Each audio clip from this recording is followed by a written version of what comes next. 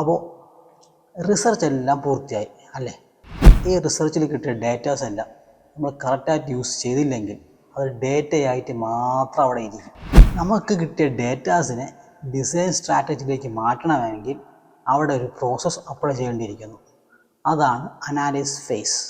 അപ്പോൾ എന്താണ് analysis face? അതായത് നമുക്ക് കിട്ടിയ ഡേറ്റാസ് എല്ലാം നമ്മളൊരു ടേബിളിലേക്ക് നമ്മൾ കൊണ്ടുവരും.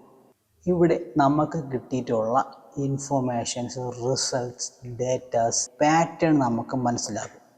For example interview notes, survey result, പിന്നെ നമ്മളുടെ ഒബ്സർവേഷൻസ്, ഇതിൻ്റെയൊക്കെ പാറ്റേൺ നമ്മൾ വ്യക്തമായിട്ട് മനസ്സിലാക്കും. ഈ പാറ്റേണൊക്കെ നമ്മൾ മനസ്സിലാക്കുമ്പോൾ നമുക്ക് കുറച്ച് കാര്യങ്ങൾ മനസ്സിലാവും. ഇതിൽ യൂസേഴ്സ് എന്തിനാണ് സ്ട്രഗിൾ ചെയ്യുന്നത്, ഒരു പർട്ടിക്കുലർ പ്രോഡക്റ്റ് അല്ലെങ്കിൽ ആപ്പ് ഉപയോഗിക്കുമ്പോൾ അവരെന്താണ് എക്സ്പെക്റ്റ് ചെയ്യുന്നത്, ആ പ്രോഡക്റ്റ് ഉപയോഗിക്കാൻ വേണ്ടി അവർ എന്താണ് മോട്ടിവേറ്റ് ചെയ്യുന്നത്. ഇത്രയും കാര്യങ്ങൾ നമുക്ക് മനസ്സിലാവുന്ന അനാലിസിസ് ഫേസിലാണ്.